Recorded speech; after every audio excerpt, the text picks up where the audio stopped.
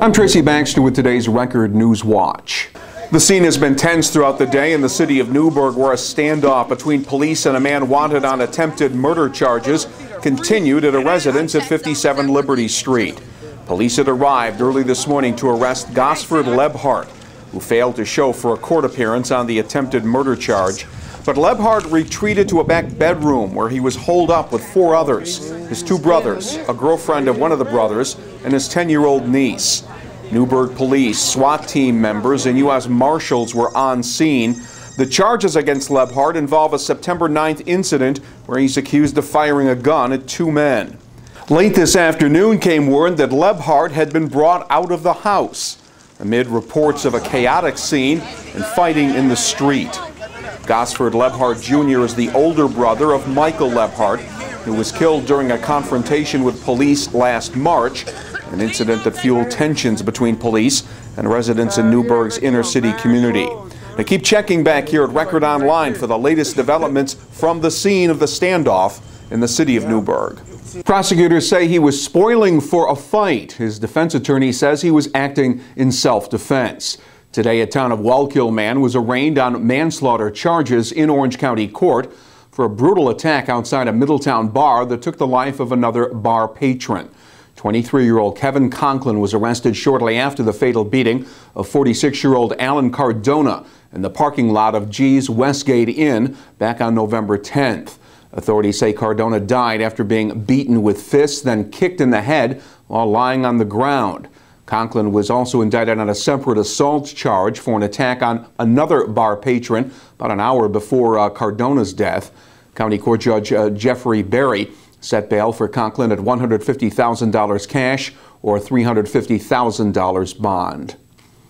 Only a handful of Sullivan County residents showed up at the government center last night for a public hearing on the county's tentative $195 million budget for next year.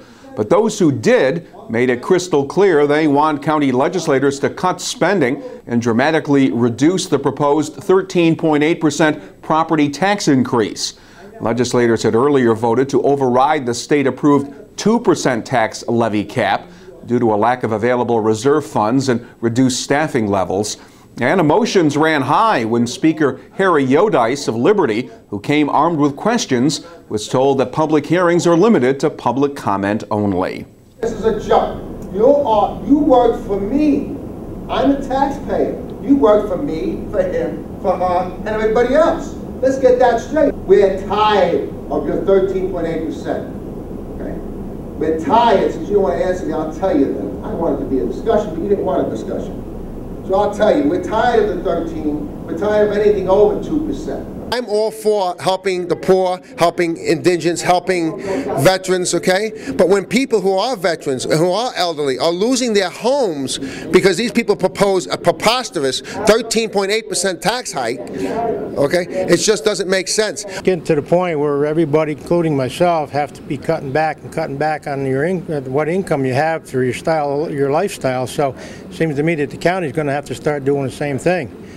I mean, you know, people can't be living eating steak when they should be maybe eating chicken. I think it's just over the top for many people. For people that have a little extra money, it's not such a big deal, but a lot of this county is poor, and a lot of this county is going over the embankment. And I think we're all hoping that this legislature would be different, and so far we haven't really heard that. Sullivan County legislators say they'll continue to look for areas to cut in order to reduce the property tax hike before a budget must be adopted later this month. In the meantime, community meetings dealing with the budget will be held at 6:30 tonight at the Hurleyville Firehouse and at 6:30 Thursday night at the LaPolte Senior Center in Liberty.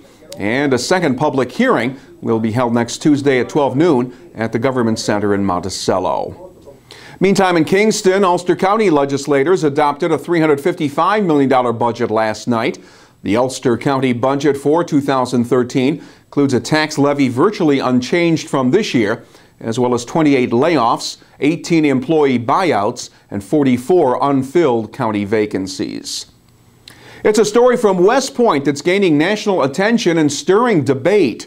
According to NBC News and the Huffington Post, 25-year-old West Point senior Blake Page has publicly announced his decision to quit the academy in protest over what he says are attacks made on the Constitution by military officers who, quote, discriminate against the non-religious and establish formal policies to reward, encourage, and even at times require sectarian religious participation, end quote. Page had established a chapter of the Secular Students Alliance to support non-religious cadets at the academy. His decision to quit could be costly. He could be required to pay the Army up to $300,000 in recoupment costs for his time at West Point. State police in Ulster County have arrested a man for a series of burglaries at the Catskill Pharmacy in Kerhonkson. 27-year-old Jeffrey Michalonis of Kerhonkson was taken into custody following the repeated pharmacy break-ins, and he faces charges of felony burglary as well as criminal sale of controlled substance. Michalonis was ordered held on $10,000 bail in Ulster County Jail.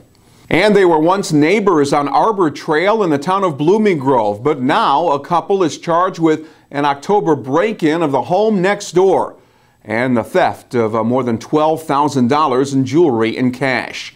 46-year-old Daniel Mayuro and his 45-year-old wife Giomaya Mayuro both faced felony charges of burglary, grand larceny, and criminal possession of stolen property. Blooming Grove police say the Mayuros were tracked to a house in the town of Woodbury, where a canine officer was needed to apprehend Daniel, who had tried to run off. Our weather will be okay for the rest of the week, but it looks like it'll be a rainy weekend. Thursday will be sunny and cooler, with a high tomorrow around 40 degrees. Friday will be mostly cloudy, with temperatures reaching the middle 40s. Keep clicking back here at Record Online for news when it breaks, and you'll get all the information and features important to you in tomorrow's Times Herald Record. For Record Newswatch, I'm Tracy Baxter.